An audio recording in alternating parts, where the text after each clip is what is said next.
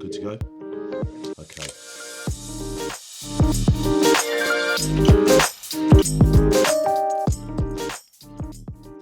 Hello everyone, I'm Steve Lee. Brilliant to have an opportunity to chat to you today from the Bible. We're going through the Gospel of Mark, and today we're going to dip into a section of Mark chapter 11.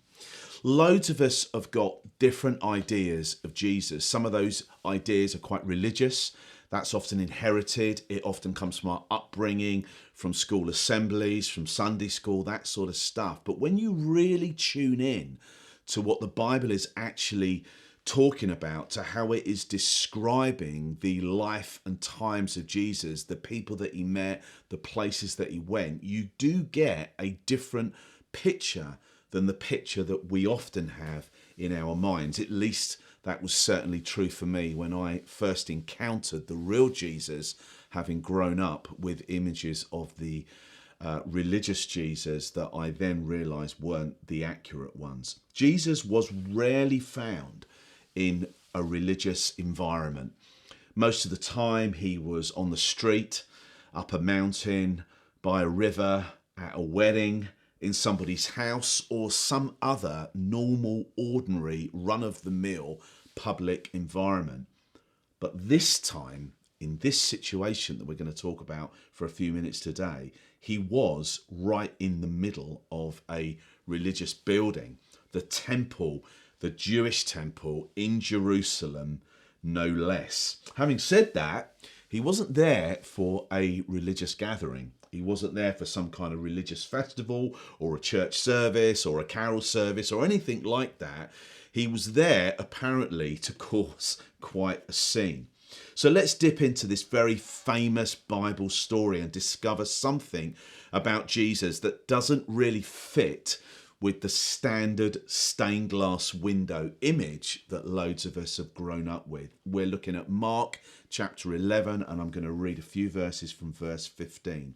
When they arrived back in Jerusalem, so this is Jesus and his team, Jesus entered the temple and began to drive out the people buying and selling animals for sacrifices. He knocked over the tables of the people, of the money changers, and the chairs of those selling doves, and he stopped everyone from using the temple as a marketplace. He said to them, "The scriptures declare, my temple will be called a house of prayer for all nations, but you have turned it into a den of thieves." Wow, that is quite a picture of Jesus, and it kind of flies in the face of the picture that maybe you have got today, certainly a picture that I once had of Jesus. This is not exactly baby Jesus, meek and mild. This is proper grown-up Jesus, pretty much determined, it would appear, to make a serious point to the people that were gathering in that religious temple at that time. Just get your head around this if you can for a moment. Jesus is absolutely enraged by what is going on. These religious people have turned God's house into something that resembles some kind of first century shopping mall, and he is not well pleased, and he has not just gone in there to have a conversation, a chat with them. He has ransacked the place. He's kicked over the tables and the chairs, and he has made a very, very strong statement. The temple in those days was a very religious place, but that was all about to change, which I'll explain in a moment. Today, Christian churches must not be religious places in that sense. Jesus changed everything. Churches now, I believe, should be storehouses for the poor. They should be places where this amazing good news that Jesus brought about can be celebrated, proclaimed, and dramatized in ways that captivate people and bring people in who are not necessarily the people who would normally go to church. That is what our buildings and our church venues need to be used for today. Okay, so how does that line up with what I've just read from the Bible, because Jesus was clearly trying to achieve something that day. He was clearly saying that the temple was God's house. It was a spiritual place, not a functional place in the way that I have just described churches should be today. And it was being used, as far as Jesus was concerned, in completely the wrong way. So we've got to unpack what's going on here a little bit. It's important for us to say today that Jesus never came to reinforce the religious status quo. That's not what he was about. He came into a religious environment, but he then pushed against it. And that's why he was unpopular with religious people. People who were running that system did not like what Jesus was about. But most people loved him, the ordinary people, the people of the street, the people who knew that in the final analysis, sometimes it doesn't all add up. There's a piece missing here and there in our lives. Those people loved Jesus, and they were the people that he came from. So what does this actually mean in plain, simple English? What Jesus did was that he took the temple that was once bricks and mortar, if you like, and he replanted it in the hearts of ordinary people like you and me. So it is no longer about a building. God's presence does not live in buildings. God's presence can live in the human heart. That was the big shift that Jesus made. That was the change. That's what he was trying to demolish. He was demolishing the structure, the religious systems that said you've got to do these things on these kinds of days at these times of the year. And if you want to be important, if you want to be special, you've got to come from the right sort of family, have the right job title. All of that is gone.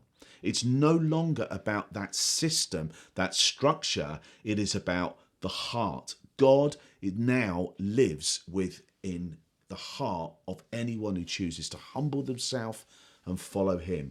That's what Jesus meant when he told his disciples that after he went to the cross and rose again and returned to heaven, that the Holy Spirit would come, the breath of God, and it would be implanted in each person who chooses to become a follower of Jesus. It is no longer about buildings, it is about the heart. So when someone says to you or me or someone else, where's your church? It's kind of a strange question, because the answer to the question, even though it would be quite confusing, the answer to the question is inside of me and inside of the people that I am doing life with. To say, where is your church, is not really a question that makes any sense today. Okay, but back to the temple and back to this place where Jesus caused the scene, and we're going to talk about why that happened. To the ancient Jews of that time, Jerusalem was the center of the world, and at the center of the world was that temple. And at the center of the temple, there was a gigantic curtain. That curtain was 3 inches thick, and it was said that even the strongest horses harnessed together, pulling in opposite directions, could not pull it apart. So why was there a massive curtain, a barrier hanging in that temple? Well, simple. It was there to keep God in and the people out. It stood as a depressing reminder that God could be believed in but never reached, never touched. We're going to go back to that passage in Mark 11. We're going to need another couple of verses, and then I'm going to explain to you what that meant. So don't forget what's happened, okay? Jesus has trashed the place, okay? Because he has basically said he'd been using it the wrong way. That's not what it's for. And this is what happened as a result. When the leading priests and teachers of the religious law heard what Jesus had done, they began planning how to kill him. But they were afraid of him because the people were so amazed at his teaching. You see, there it is. There's the polarity. The religious leaders, the people in charge of the system, they want him dead. They want him gone. But the problem that they've got is that nobody agrees with them. They want Jesus. They want to be around Jesus. And this massive feud is now building between the religious people and the Jesus people. And it would eventually end with the arrest and execution of Jesus on the cross. But it was all part of the plan. It was all part of the plan. God was removing the religious order, the temple system that had kept his presence away from the people that he wanted to be close to. And that curtain, that symbolic separation, that was about to go as well. When Jesus died on a cross, he was outside, but quite close to the temple. And he died on a cross, and the Bible graphically explains what happened in the physical atmosphere as that happened. There was an earthquake. The ground shakes. The ground is opening up as Jesus Christ hung on a cross between time and eternity, bridging the gap between people like you and me on one side and a perfect God on the other. But that was outside. Inside the temple, that temple, something else was happening. That curtain, that religious barrier that had stood forever as a depressing reminder of the separation, was ripped from top to bottom with nobody near it. So the temple was once the place where God was, that religious place, and Jesus was enforcing something that was going wrong in that time. But today it's different. The temple is gone, and today the temple of God's presence is in the human heart, and it can be true for you if you will only choose to receive the same Jesus Christ who died on that cross and turned the tables over in that building all those years ago.